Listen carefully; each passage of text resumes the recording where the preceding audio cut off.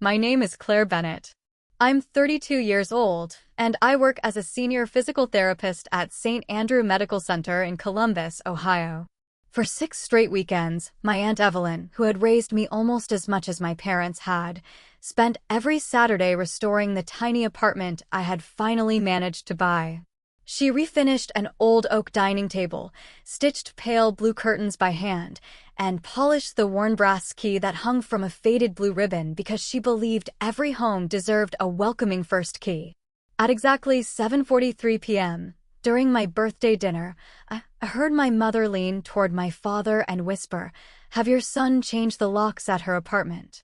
9 days later, that same brass key rested alone on my kitchen counter beside an unopened birthday card. Here's what my mother never realized about that whisper or about the years leading up to it. It wasn't the first time she ranked her children. It was simply the first time I stopped pretending I hadn't heard it. Growing up, our family never admitted there was a hierarchy, but everyone understood it without needing words. My older brother, Daniel, always carried the newest house key whenever my parents moved.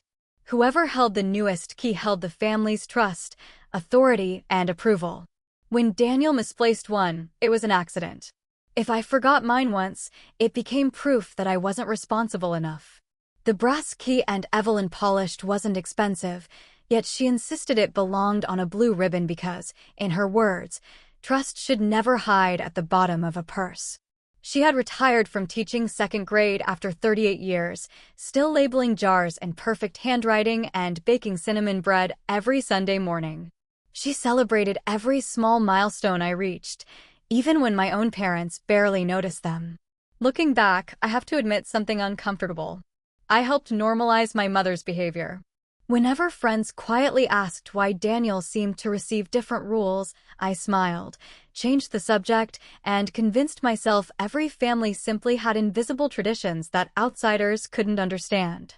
By early May, everything about my birthday dinner had been confirmed more times than anyone could reasonably question. On April 28th at 8:16 p.m., I sent the restaurant reservation into our family group chat.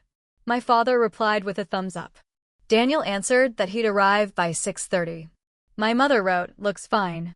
3 days later, Aunt Evelyn texted me to confirm she would bring my apartment's extra key so we could install the final bookshelf together the following morning. Even our waitress repeated our reservation details when I called the restaurant that afternoon to verify the table for 7 people. Nothing had been left uncertain. As we gathered around the birthday cake, my mother smiled politely, adjusted the napkin on her lap, and said her favorite sentence once again. "Family knows what's best." Everyone chuckled as though it were harmless. I remember smiling too. I wish I could say I knew it was a warning, but at the time it sounded like every other ordinary family saying I'd heard my entire life. Dinner ended at 8:57 p.m. We lingered outside the restaurant for photographs, hugging relatives and promising to meet again soon. Aunt Evelyn slipped the polished brass key into my hand and smiled. "Tomorrow morning, we finally finish your place," she said. I drove home with leftover cake on the passenger seat, thinking about where we would hang the last framed picture. At exactly 9:18 p.m., my phone vibrated. It was a text from Daniel. Asterisk, "The locks are already changed. Mom thought it would be better this way. I'll bring you the new key later." Asterisk. For a full minute, I simply stared at the screen. Then another message appeared. Asterisk, "Family knows what's best." Asterisk. I looked across my kitchen. The birthday flowers still sat wrapped in paper beside the untouched cake. The brass key Aunt Evelyn had polished only an hour earlier rested in my palm, suddenly useless. Everything in that room represented months of work, trust, and independence. Yet 3 short text messages had reduced all of it to permission I apparently no longer possessed. I called Daniel immediately. "Why would you do that without asking me?" He hesitated only briefly before answering. "Mom said she was worried. She thought someone else should have control of the apartment in case something happened." "My apartment," I repeated quietly. I didn't want to argue. Mom said it was the safest decision. The call ended after less than 4 minutes, but it permanently divided my life into before and after. The next morning, Aunt Evelyn arrived at exactly 9:02 a.m. carrying homemade cinnamon bread and a small toolbox. I handed her Daniel's messages without saying a word. She adjusted her glasses, read every line twice, then folded the phone back into my hand. "Oh," she whispered. Not anger. Not disbelief. Just one soft word. She carefully placed the toolbox on the floor, picked up the useless brass key, and tied the blue ribbon into a neater knot as though it still mattered. Then she smiled in the smallest, saddest way. "I suppose we'll need the new one." That quiet acceptance hurt far more than if she had cried. As I watched her straighten the ribbon, memories I had ignored for years returned one after another. Daniel had been handed the spare garage code when he was 19 because Mom said he was more dependable. When my college graduation conflicted with one of his softball tournaments, my parents left my ceremony early. At Thanksgiving in 2021, my mother introduced me as our daughter who keeps busy, while Daniel became the one everyone can count on. Each moment had seemed too small to confront by itself. Together they formed a pattern I could no longer deny. The hardest truth wasn't that my mother had always chosen my brother. It was that I had spent years helping her do it. Every uncomfortable joke had been met with my nervous laugh. Every unfair decision had been explained away before anyone else needed to defend it. I wasn't only the person being hurt. I had become part of the machinery that kept the family comfortable pretending nothing was wrong. By noon, I knew changing the locks had never really been about security. It was about reminding me that, in my mother's eyes, ownership and trust were still hers to distribute. I wasn't losing access to an apartment. I was finally seeing the system I had spent 32 years protecting. I'd stopped thinking the problem was the lock. The lock had simply exposed the rule that had always existed. If I wanted peace, it couldn't come from winning one argument inside a system designed for me to lose. It had to come from building something that no longer depended on permission. That afternoon, I called my father first. He answered on the second ring. "I just want my own key back," I said. "Nothing else." He sighed heavily. "Claire, don't make this bigger than it needs to be. Your mother worries. That's all. Worry doesn't let someone replace the locks on property they don't own. You know how she is." For years, that sentence had ended every disagreement. "You know how she is." It was never followed by, "and that's wrong." Next, I called my cousin Melissa, the person who had stood beside me at every graduation and birthday since we were children. She listened patiently before saying, "Maybe apologize first. It'll calm your mom down." Apologize for what? I don't know. Sometimes keeping the family together matters more than being right. When we ended the call, I realized something painful. Neither of them had asked how I felt. Neither had asked whether I had somewhere safe to stay if I couldn't get inside my own apartment. The first person who reacted differently was my coworker, Naomi. She noticed I hadn't touched my lunch by 1:15 p.m. and quietly asked what was wrong. I told her everything. She didn't interrupt once. When I finished, she leaned back in her chair and said the simplest sentence anyone had offered me. "Claire, they changed the locks to your home without your permission. You're not overreacting." I didn't realize how badly I needed someone to say those words until I felt tears gathering behind my eyes. Naomi wasn't giving me advice. She was giving me permission. Permission to stop defending something that had never defended me. That evening, I made one final attempt. At 6:42 p.m., I sent a group text to my parents and Daniel. "I don't want to fight. Please restore the original locks, return every copied key except mine, and let's meet with a locksmith together this weekend. I'll pay the entire bill. Nobody has to apologize. I only want my home returned to me." For 11 minutes, nobody replied. Then my mother answered. "No. Family knows what's best." A minute later, another message appeared. "If you replace those locks again, don't expect us to help you when something goes wrong. Your father won't come. Daniel won't either. Think carefully about the story people will hear.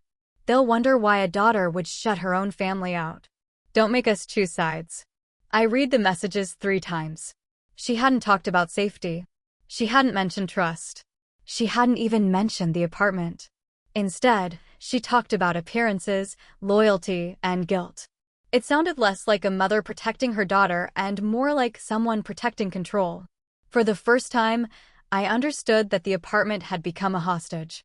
Not because of the door. Because whoever controlled the key believed they controlled me. That night, I stopped trying to earn a better place inside the old family ranking. I opened my laptop, searched for a licensed locksmith, and scheduled an appointment for 8 a.m. Monday. As I clicked the confirmation email, an unexpected calm settled over me. I wasn't closing the door on my family. I was finally opening one that belonged to me. I still left one empty chair at my dining table in my mind. Not because they had earned it. Because generosity doesn't require surrender. The next morning, I drafted a message. The first version read, "You don't deserve another chance after stealing control of my home." I deleted it. The second draft was even harsher. "Don't contact me again until you learn what respect means." That disappeared too. Anger would only become another story they could tell about me. At 9:07 a.m., I sent the only message that remained. "I've replaced the locks legally and updated the building records. My apartment will no longer have shared keys. I love you all, but future visits will happen only by invitation. The door is still open to a healthy relationship whenever mutual respect becomes possible." For minutes later, my mother's reply arrived. Just 5 words. "Do whatever makes you happy." There wasn't an apology. There wasn't a question. Only dismissal. Oddly enough, it felt lighter than every argument before it.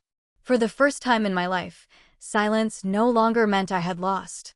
It meant I had finally stopped asking permission to live my own life. Before the next birthday arrived, my apartment had become something I never expected. Not larger. Not richer. Just honest. On Saturday, February 14th, exactly 14 people squeezed around the restored oak table Aunt Evelyn had refinished. 2 folding chairs didn't match. Someone forgot the ice. Naomi burned the first batch of garlic bread. Nobody cared. Laughter bounced off the walls that had once felt uncertain. The brass key, still hanging from its faded blue ribbon, rested in a small glass bowl beside the front door where every guest could see it. Nobody reached for it except me. A week later, my cousin Melissa called. "I should tell you something," she said carefully. "Your parents hosted their usual family dinner last night. How was it?" She hesitated. Beautiful table. Expensive catering. 8 seats. Only 5 people stayed through dessert. I pictured the polished dishes, the perfect centerpiece, and the quiet that must have settled over everything once appearances could no longer replace connection. Then Melissa added something that made me smile. "Aunt Evelyn brought your old toolbox to your place this morning." When Evelyn arrived, she carried the blue toolbox with one missing latch and a small envelope. "I thought this belonged here," she said. Inside was the original receipt for the apartment purchase, folded neatly beside a duplicate of the locksmith's paperwork showing my name as the only authorized key holder. She tapped the documents gently. "Keep every important paper together. Homes aren't protected by locks alone." That afternoon, she showed my neighbor, Mrs. Alvarez, how to lubricate a sticking deadbolt and replace a loose strike plate. Watching the retired schoolteacher confidently explain every step reminded me that strength had never been loud. It simply kept showing up whenever someone needed it. Winning never felt the way I imagined it would. I hadn't defeated my mother. I'd simply stopped participating in a contest I never agreed to enter. Still, the cost remained real.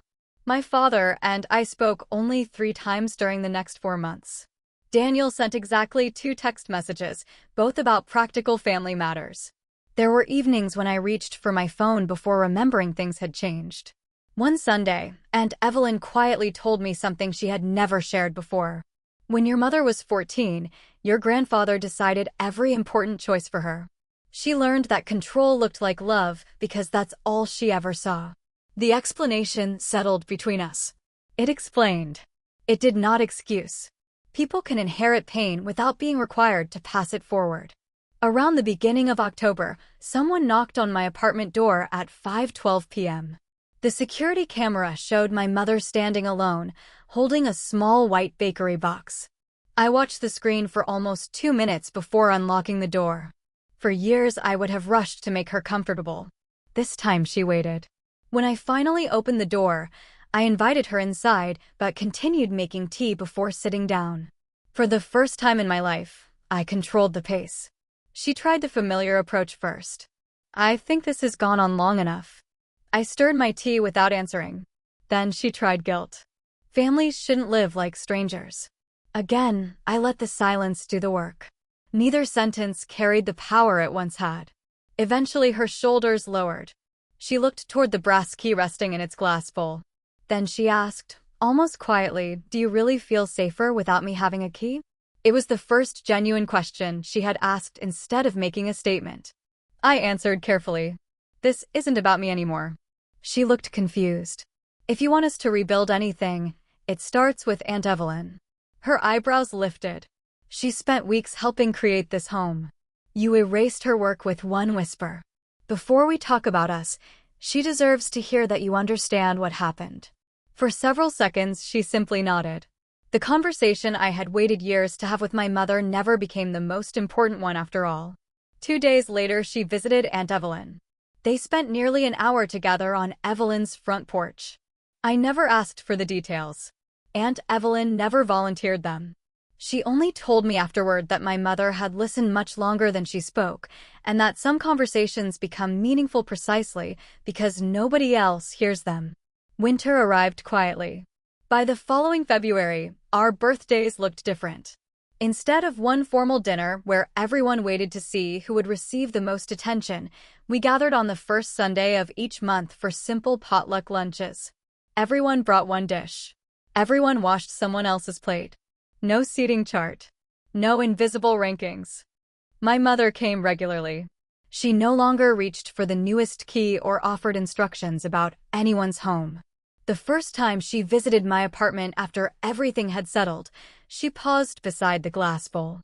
Without saying a word, she placed the brass key back exactly where she had found it instead of asking to hold it.